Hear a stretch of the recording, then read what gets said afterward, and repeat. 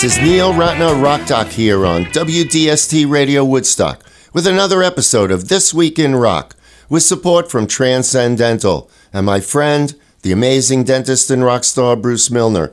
Visit Transcendental, his stunning new office at 2 Maverick Road on the corner of Maverick Road and Route 375.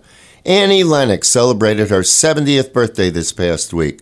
Named the greatest white soul singer alive by VH1 and one of the 100 greatest singers of all time by Rolling Stone, Lennox is also an accomplished songwriter and was made a Fellow of the British Academy of Songwriters, Composers, and Authors, the first woman to receive the honor.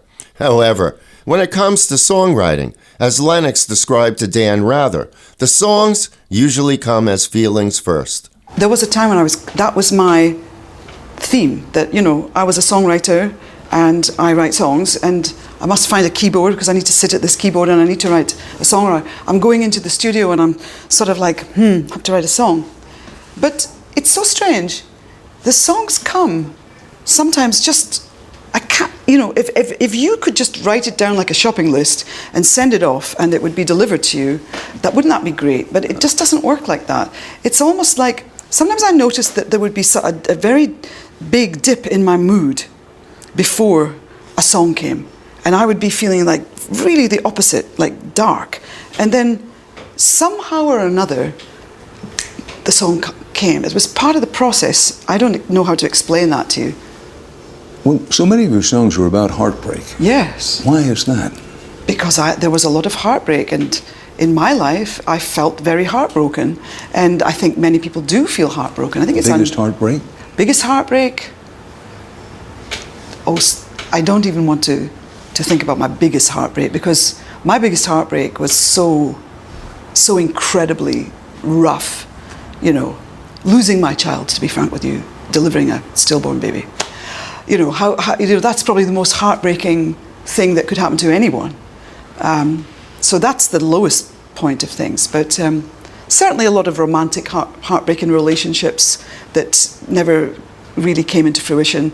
Following the informal dissolution of Eurythmics, Lennox took some time away from the music industry, during which she gave birth to her eldest daughter and didn't start working on her first album until 1991. Annie had plenty to write about when she started working on the album. She had recently become a mother, her father had died, and she was unsure about her career as a solo artist. Diva, Lennox's debut solo album released in 1992, produced multiple hit singles, including Precious, Walking on Broken Glass, and Why, the first single released from the album. The song has a very personal meaning for Annie, who years later said, "I think this song expresses something of a sense of, I need to take a stand and say this. It's almost testifying, like my way or something." The world can be so baffling at times, so you find yourself constantly trying to figure it out.